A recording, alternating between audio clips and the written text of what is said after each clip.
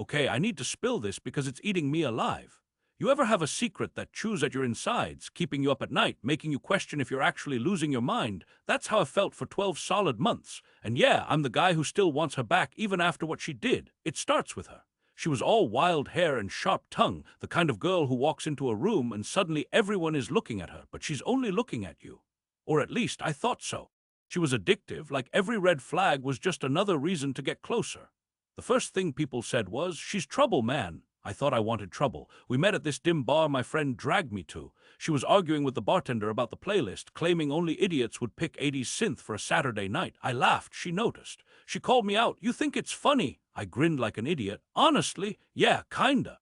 She smirked and sat next to me like she'd known me forever. That was our thing, the banter, the sparks, the push-pull that made everything feel electric. She could cut me down with one line or make me feel invincible with a look. We started dating hard and fast. She'd text me at 2 a.m., "I miss you." Next day she'd leave me on read until noon. I'd get whiplash from loving her and wondering if she even liked me. My friend said, "She's playing games." But when we were together, nothing else mattered. I honestly thought we had something real until it all crumbled. We'd been together for almost 2 years when things got weird. She was distant, picking fights over nothing. Suddenly she cared about privacy, locking her phone, flipping it face down, bathroom door always closed. You know those little clues your brain wants to ignore? I ignored them hard. Then one night I woke up and saw blue light in the hallway. She was on her phone at 3 a.m., whispering in the dark. "Who are you talking to?" I asked from bed. She jumped like I'd caught her stealing. "Nobody, my mom, she couldn't sleep," she snapped back. But her mom goes to bed at 9 every night. It didn't add up. That's when the paranoia started for real. Every time her phone buzzed, my heart pounded in my chest. She changed her passwords and got weirdly secretive about where she went after work. My buddy Jay said, "Dude, if you have to snoop, you already know." But I couldn't help myself. One night when she left her laptop open, I looked through her messages. Not proud of it, but desperate people do desperate things. I found him fast, some guy named Tyler. Their chat history went back months, flirty texts, inside jokes, late-night plans to meet up. My blood ran cold as I scrolled back. "Miss last night already," he wrote. She replied, "Can't stop thinking about your hands." I stared at those words until they blurred on the screen. My hands shook as I snapped screenshots, evidence for myself, because part of me still didn't believe it was real. She came home later that night, smelled like whiskey and someone else's cologne, and plopped next to me on the couch like nothing happened. I couldn't hold it in. "Who's Tyler?" Her eyes widened just enough for me to catch it before she rolled them and scoffed. "Just a friend from work." I showed my phone, the screenshots, and watched her face drop from smug to stone-cold guilty in a heartbeat. "Were you ever going to tell me?" I choked out. She didn't answer right away, just stared past me like if she didn't blink maybe it would all disappear. Finally, she hissed, "It meant nothing." That line hit harder than anything else, the way she brushed off my heartbreak like it was just a spilled drink at a party. But here's where it gets worse, the part that really messes with my head even now. Instead of leaving her right then and there, I begged her not to go. Yeah, I know how pathetic that sounds, but when someone is your whole world, when they've spent years making sure you believe you're nothing without them, you cling to hope even after they've burned everything down around you. I told her I forgave her before she ever apologized. She cried, maybe out of guilt or maybe just pissed at being caught, and promised it wouldn't happen again. The next morning we pretended everything was normal. We went out for coffee, we watched dumb TV, we joked about nothing like any other couple would do on a Sunday morning, except inside my chest there was this hollow ache, a constant reminder that nothing would ever be normal again. A week later, I caught her texting him again under a fake contact name, Maggie. The deception felt endless, as if cheating once wasn't enough.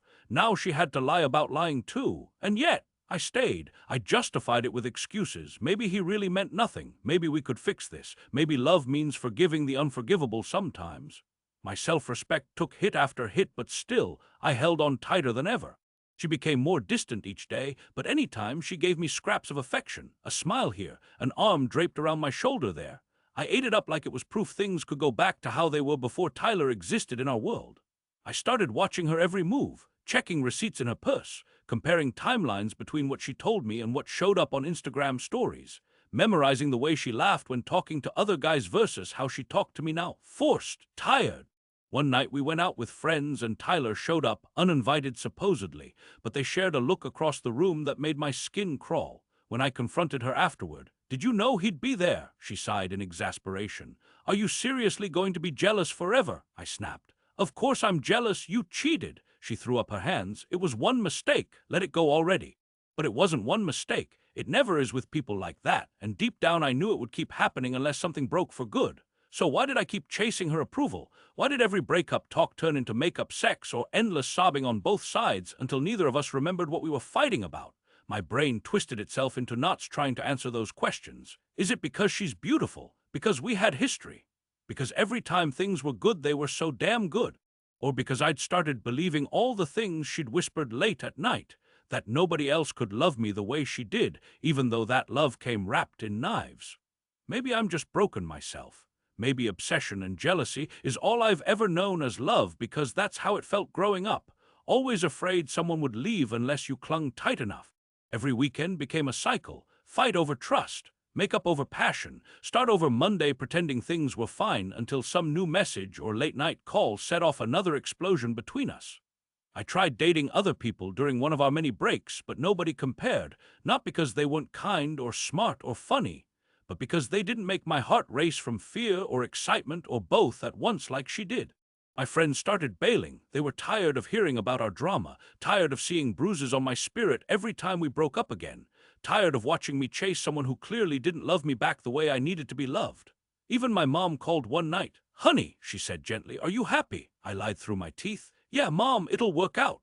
But as soon as we hung up, I sobbed until dawn because deep down I knew happiness had nothing to do with what we had anymore. The worst part is, even after all this, I still want her sometimes. Even now my heart aches for something toxic just because it's familiar, because it's predictable pain instead of empty loneliness, because being torn apart by someone feels better than not feeling anything at all sometimes. It's messed up, I know that now. But knowing doesn't make letting go any easier, especially when every song on the radio sounds like us and every stranger's perfume smells like nights spent tangled up together wishing things could be different, but knowing they never will be again. There are nights when I'm almost okay, when I'm scrolling through Instagram and see she's moved on new boyfriend already, but instead of feeling jealous or angry, all I feel is numbness. Like maybe this is as healed as I'll ever get. Too scared to let anyone close again, too scarred by what happened between us, too obsessed with chasing something broken instead of facing what's left of myself alone in an empty apartment filled with ghosts of what used to be. Sometimes late at night I'll draft texts I'll never send. "Do you ever miss us? Or was any of it real?" Of course I delete them before hitting send, that's growth right.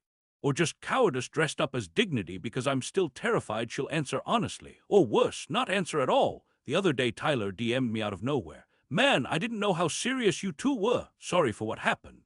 Like his apology could stitch together months of sleepless nights and self-doubt. I left him on read because honestly, what could he say that would matter now?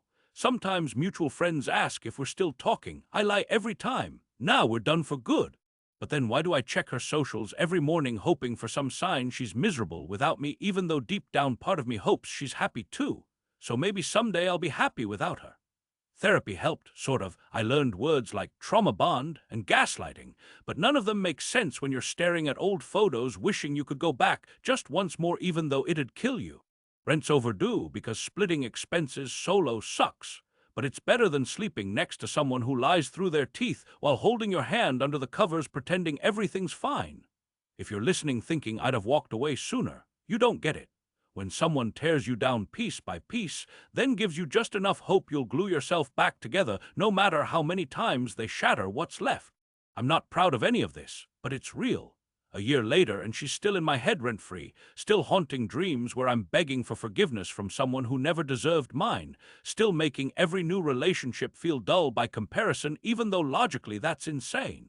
What is wrong with me? Why can't I let go? Why do scraps from someone toxic feel better than real love from someone safe? Maybe someday I'll figure out how to stop loving people who only love themselves. Maybe someday I'll learn self-respect isn't just a word therapists throw around, but something you earn by walking away before you're too broken to stand.